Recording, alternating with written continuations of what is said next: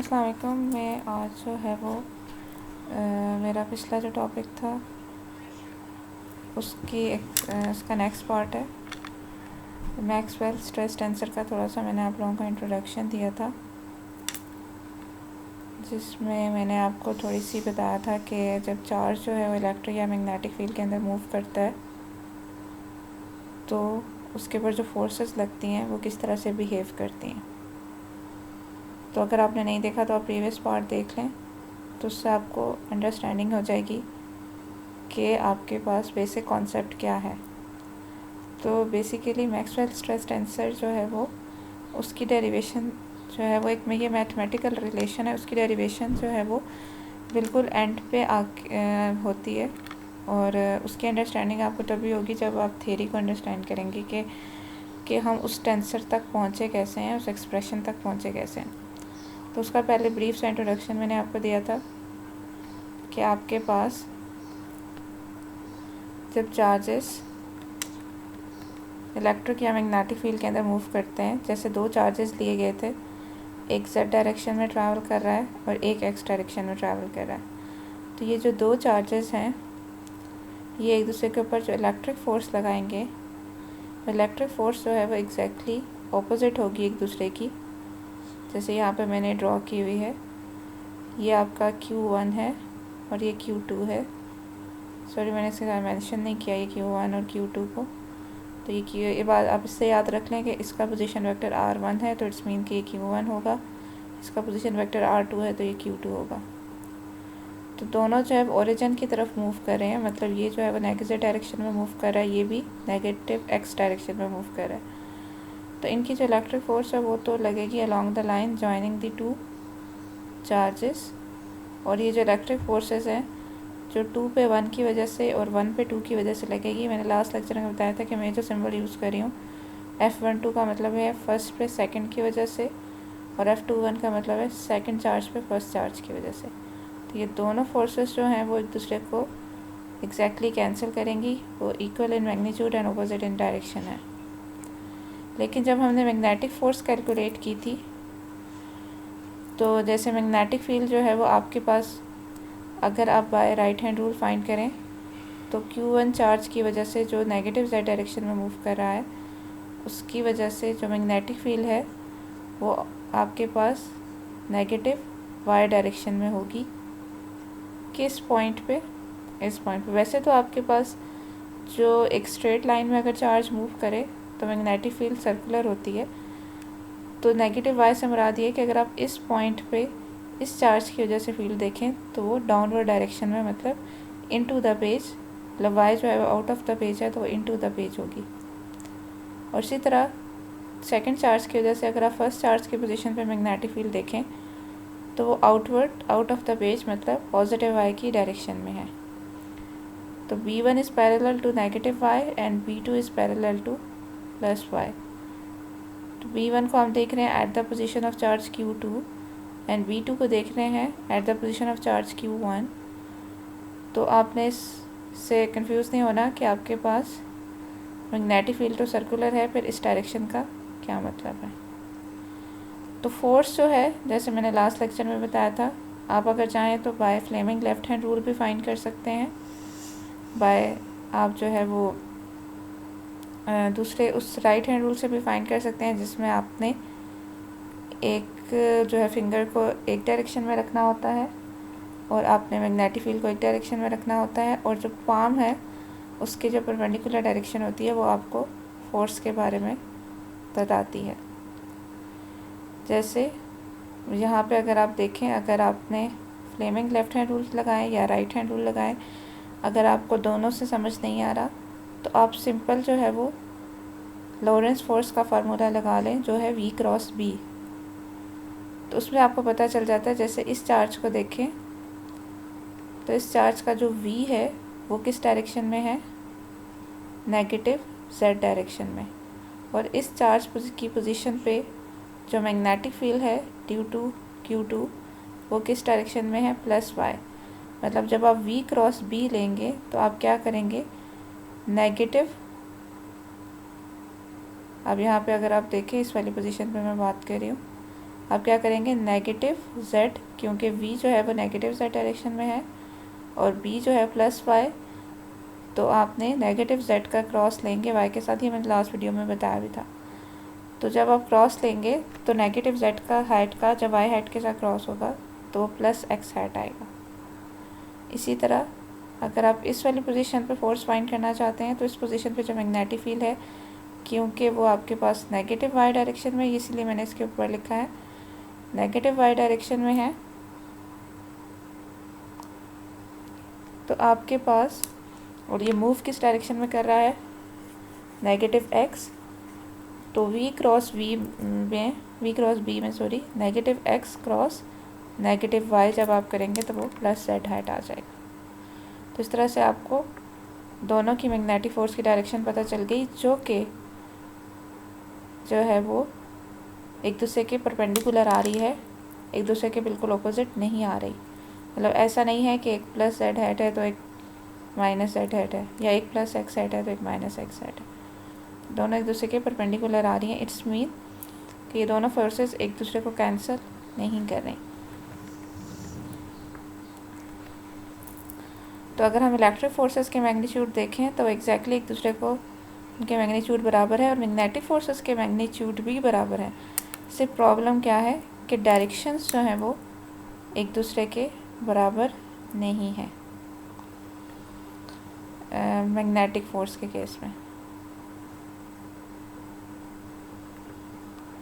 और total force जो है, क्योंकि वो इलेक्ट्रिक एंड मैग्नेटिक दोनों की वजह से है, तो टोटल फोर्स का भी यही सीन है कि अगर आप, अभी मैंने सिर्फ एक चार्ज के लिए लिखा है कि आपके पास एक चार्ज पे जो टोटल फोर्स है वो, उस पे जो इलेक्ट्रिक फोर्स लग रही है वो, और उस पे जो मैग्नेटिक फोर्स लग रही है उनका सम होगा। तो अगर आप दोनों चार्जेस की अलग अलग टोटल फोर्स फाइंड करें तो उनका वेक्टर सम बराबर नहीं होगा। उनके मैग्नीट्यूड्स तो बराबर होंगे लेकिन उनका वेक्टर सम आपस में बराबर नहीं होगा। तो मैंने लास्ट में आपको बताया था कि वो जो एक्स्ट्रा जो है वो एक फैक्टर है कि भाई अगर फोर्स बैलेंस नहीं हो रही तो वो एनर्जी कहाँ जा रही है, क्योंकि by law of conservation of momentum, अगर आपके पास सिस्टम पे बाहर से फोर्स नहीं लग रही है तो सिस्टम का मोमेंटम कंजर्व होना चाहिए, और सिस्टम का मोमेंटम तभी कंजर्व होता है जब फोर्सेस एक दूसरे को कैंसिल करती हैं by third law of motion. लेकिन जहाँ तो फोर्सेस एक दूसरे को कैंसिल नहीं कर रही तो फिर मोमेंटम कैसे कंजर्व होगा। तो बेसिकली मोमेंटम जो एक्स्ट्रा जो आपके पास फोर्स है बैलेंस करने के लिए आपको फील्ड को इंक्लूड करना है, उसको आप इग्नोर नहीं कर सकते। तो वो जो है वो कंपनसेट क्या करेगा, सिर्फ आपने ये नहीं करना कि आप दो चार्जेस की एनर्जी को, उनके मोमेंटम को कंसिडर करें, बल्कि फील्ड भी जो दोनों चार्जेस की वजह से है, जो इलेक्ट्रोमैग्नेटिक फील्ड है, वो भी यहाँ पे एक इम्पोर्टेंट रोल प्ले कर रही है। बेसिकली वो जो एक्स्ट्रा एनर्जी है वो वहाँ पे कंपनसेट हो रही है।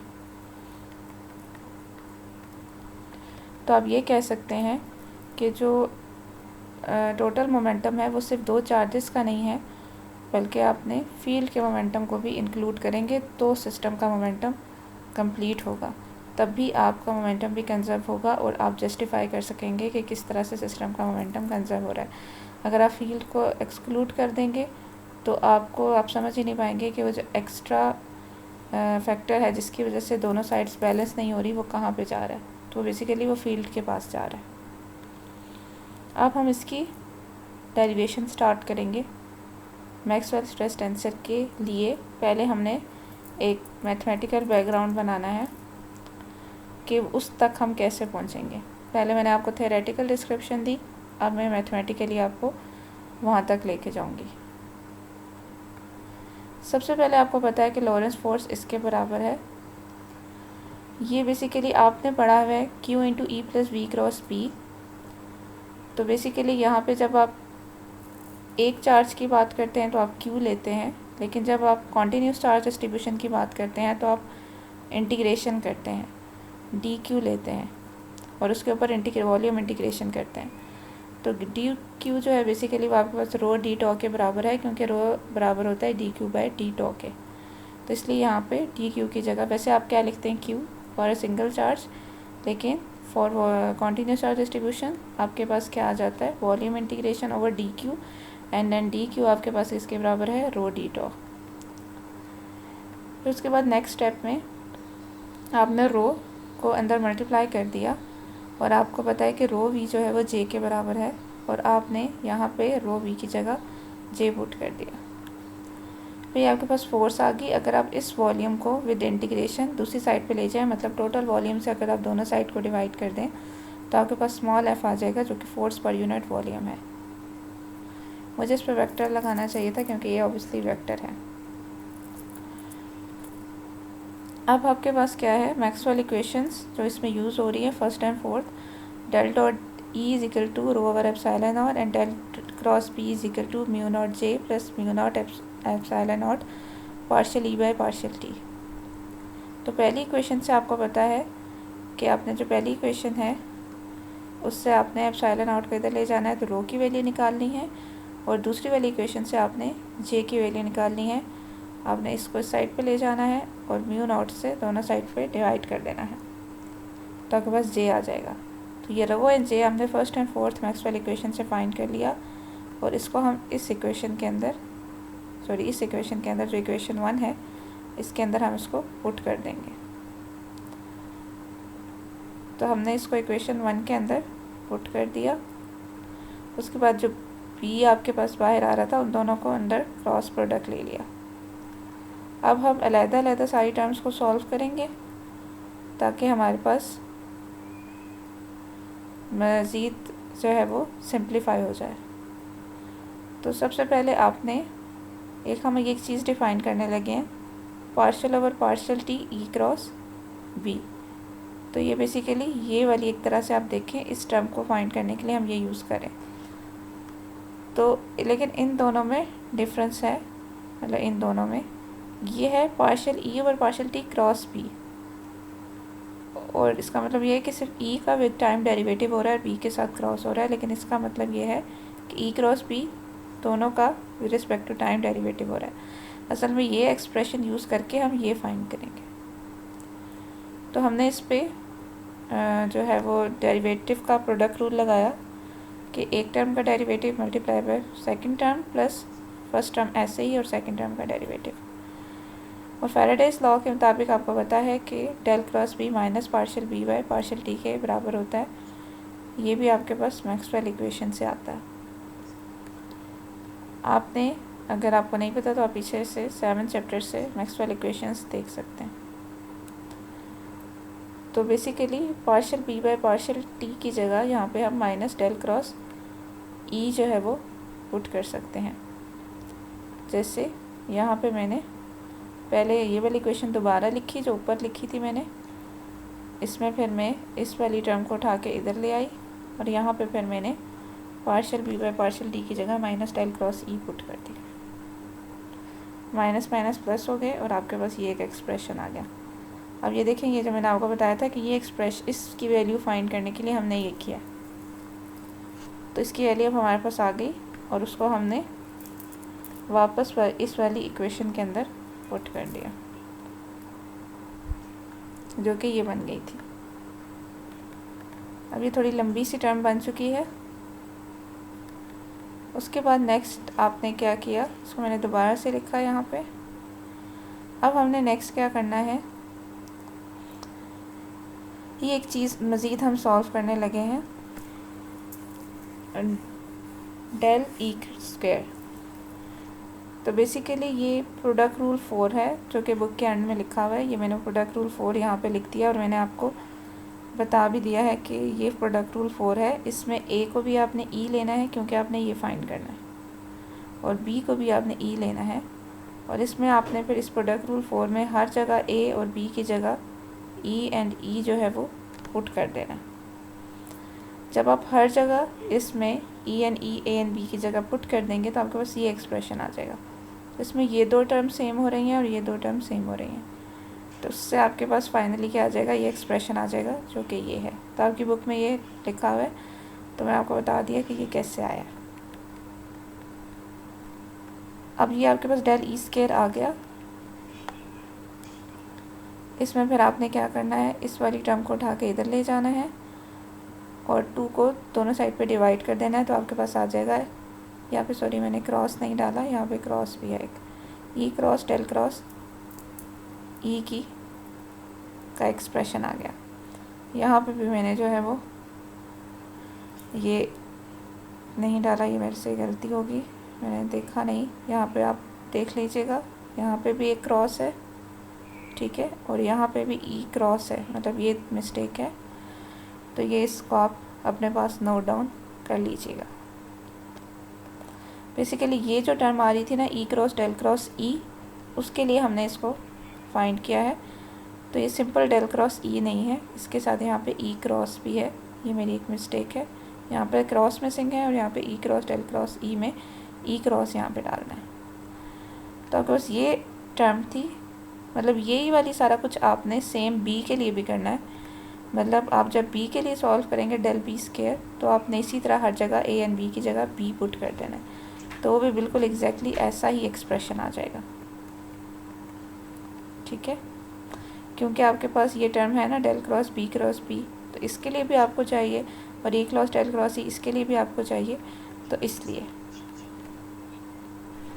अच्छा, यहाँ पे एक और स्टेप इन्वॉल्व होगा, वो इक्वेशन ऊपर वाली मैंने दोबारा लिखी है, इसकी वैल्यू तो हमें पता चल गई, ये आ गई। इसके लिए जब आप सॉल्व करेंगे तो इन दोनों में थोड़ा सा अगर आप देखें, तो पहले अगर आप देखें तो ये क्या थी, ये टर्म अगर आप देखें तो अब ये बिल्कुल एक जैसी हो लग रही हैं। मतलब इसमें ई है, फिर डेल है, फिर क्रॉस है, फिर डेल है, फिर ई है। इसमें फिर इसी तरह बी है, फिर डेल है, फिर बी है।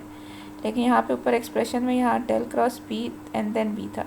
इसका मतलब ये है कि ये बी में इसको क्या लेके आई हूँ, यहाँ पे लेके आई हूँ, ठीक है। तो क्योंकि मैं इस बी को यहाँ पे लेके आई हूँ, ये मैंने यहाँ पे ये बात लिखी हुई है, तो इस वजह से यहाँ पे पहले प्लस साइन था, तो अब यहाँ पे माइनस साइन हो जाएगा। तो इसका आपने ख्याल रखना है कि अगर आप लिख रहे हो तो आप देखें कि ये प्लस से माइनस क्यों हो गया है। तो वो इसका रीज़न ये है कि मैंने बी को इधर लेके आई हूँ, और बी को मैं इधर इसलिए लेके आई हूँ क्योंकि मेरे पास यहाँ पे जो एक्सप्रेशन आएगा वो आएगा B cross del cross B का, तो जो बराबर आएगा half del B square minus B dot del B.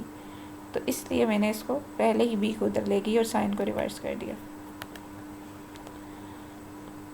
तो इस केस में सिंपल मैंने क्या कर लिया कि साइन किस वजह से आ गया माइनस, सिर्फ इस क्रॉस प्रोडक्ट में आपको पता है कि वो नॉन कम्यूटेटिव है, तो अगर आप ऑर्डर रिवर्स करते हैं तो साइन चेंज हो जाता है। अब ये थोड़ा सा अगली सी कैलकुलेशन थी, तो इसलिए मुझे इसमें वाइटनर वगैरह यूज़ करना पड़ा क्योंकि काफ़ी लंबा था। तो आप जब साथ साथ नोट डाउन करेंगे तो आप उसको नीटली नोट डाउन कर लीजिएगा। अब मैं इन वैल्यूज़ को पुट करने लगी हूँ। पहले आप सिंपल इस तरह से करना कि E cross del cross E और B cross del cross B के जो एक्सप्रेशन है वो पूरे के पूरे यहाँ पे आप पुट कर देना। जैसे ये मैंने half del E square plus E dot del E मैंने पुट कर दिया, ये तो पहले से ही टर्म में मौजूद था। और इसी तरह इधर भी मैंने हाफ डेल बी स्क्वायर, ये म्यू नॉट ऑलरेडी मौजूद था, ठीक है, डेल बी स्क्वायर माइनस आपके पास क्या हो गया बी डॉट डेल बी मैंने पुट कर दिया, ठीक है। तो साइंस का आपने बिल्कुल यहाँ पे ख्याल रखना है। अच्छा, साइंस का ख्याल रखते हुए देख लें कि जब मैंने ई क्रॉस डेल क्रॉस ई की वैल्यू पुट की है तो ये माइनस हो गया क्योंकि इसके बाहर माइनस था, और ये वाली टर्म प्लस हो गई। लेकिन मुझे लग रहा है यहाँ पे मैंने एक माइनस में मिस्टेक कर दी है, क्योंकि यहाँ पे भी ऐसा ही होगा, क्योंकि इसके बाहर माइनस है तो पहली टर्म माइनस हो जाएगी, तो इसको प्लस होना चाहिए, ठीक है। तो ये आपने ध्यान रखना है कि ये यहाँ पे प्लस होगा, एक ये मिस्टेक है।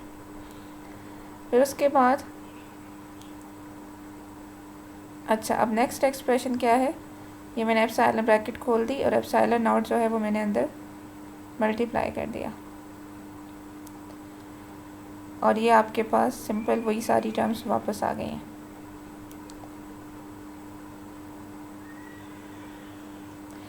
यहाँ पे ये जो चीज़ मैंने नोट की है लिखी हुई है, और ऐसा ही पॉइंट मैंने यहाँ पे भी एक जगह लिखा था, क्योंकि आपको मैक्सवेल इक्वेशन से ही पता है कि डाइवर्जेंस ऑफ बी ज़ीरो होती है, तो इसलिए अगर मैं del dot B into B वाली टर्म जो है वो भी आपके पास क्या होगी, ज़ीरो होगी। मतलब अगर किसी एक्सप्रेशन में आपके पास डेल डॉट बी आ रहा है तो वो ज़ीरो हो जाएगा, या अगर आप खुद से ऐड करना चाहते हैं अपनी इक्वेशन को कोई फॉर्म देने के लिए तो आप इस टर्म को ऐड भी कर सकते हैं, क्योंकि ये वैसे भी ज़ीरो है, तो ज़ीरो को ऐड करने से आपकी इक्वेशन की ओरिजिनल इक्वेशन पे कोई फ़र्क नहीं पड़ेगी, लेकिन समटाइम्स उसकी एक अच्छी सी फॉर्म बन जाती है। तो बेसिकली यहाँ पे जो है B dot del B over mu naught तो ऑलरेडी मौजूद था, del dot B over mu naught हमने खुद ही ऐड कर लिया है, क्योंकि हमें पता है कि डेल डॉट बी जो है वो 0 होता है। तो बेसिकली आपके पास यहाँ पे हमने बी डॉट डेल बी तो ऑलरेडी मौजूद था, बी डेल डॉट बी जो है वो हमने खुद ही, ये वाली टर्म जो है वो हमने खुद ही ऐड कर दी, और उसका रीज़न मैंने आपको बता दिया कि क्या है। क्योंकि ये 0 है, हम इसको ऐड कर सकते हैं, और इसके ऐड करने का रीज़न ये है कि हम इनको सेम बनाना चाह रहे थे, क्योंकि इस टर्म में आपके पास आ रहा है, ई वाली में आपके पास आ रहा है डेल डॉट ई, लेकिन बी वाली में आपके पास इस टाइप की शेप की कोई टर्म नहीं आ रही थी। तो हमने खुद से इसको ऐड कर लिया ताकि हम ई और बी वाले सेम टाइप की टर्म्स हमारे पास आ जाएं, क्योंकि बाकी टर्म्स तो मिल रही थी। जैसे यहाँ पे अगर आप देखें तो आपके पास डेल ई स्क्वायर वाली टर्म भी है, डेल बी स्क्वायर वाली भी है, फिर इसी तरह ई डॉट डेल वाली भी है और बी डॉट डेल वाली भी है, लेकिन डेल डॉट ई वाली टर्म जो है वो सिर्फ ई के साथ थी, बी के साथ नहीं थी, इसलिए हमने खुद इसको ऐड कर लिया। तो बस फाइनल क्या हुआ कि हमारे पास, एक मिनट,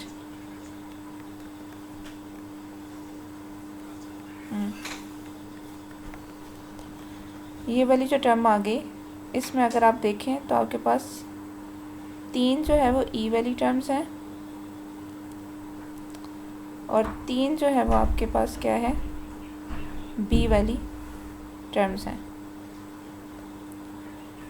तो बेसिकली आपके पास इस तरह से ये तीनों टर्म्स जो हैं वो सेम हो गई 3 ई के लिए, और उसी तरह की बिल्कुल फॉर्म की आपके पास क्या आ गई, 3 जो है वो बी के लिए आ गई। अच्छा, अब ये वाली जो टर्म है ये भी इसमें मैंने यहाँ पे नहीं लिखी, मैं स्किप हो गई, थिंक कुछ मिस्टेक्स हैं जो मैंने पहले नहीं देखा, अभी मैं वीडियो बनाते हुए देख रही हूँ। तो आपने भी जो है वो ये वाली टर्म को यहाँ पे लिखना है, ठीक है। ये टर्म मेरी यहाँ पे लिखी है मैंने, लेकिन यहाँ पे मेरी स्किप हो गई है, तो इसको भी आपने नोट डाउन करना है। तो अभी जो है वो हम लोग इसको यहाँ पे एंड करते हैं। तो मेरा जो नेक्स्ट लेक्चर होगा उसके अंदर मैं आपको बताऊंगी कि मज़ीद इसको कैसे सिंप्लीफाई करेंगे और इसकी फ़ाइनल फॉर्म क्या बनेगी। वैसे तो नेक्स्ट पेज मैंने इंक्लूड किया हुआ है, लेकिन आई थिंक मैंने एक पेज भी इसमें से मिस कर दिया है जिसमें इसकी मज़ीद डिटेल एक्सप्लेनेशन थी। तो वो एक पेज मिस होने की वजह से आपको समझ नहीं आएगा कि बीच में क्या स्टेप्स हुए हैं, तो उसको भी इंक्लूड करने के बाद फिर मैं आपको नेक्स्ट बताऊंगी कि यहाँ से आगे क्या हुआ है।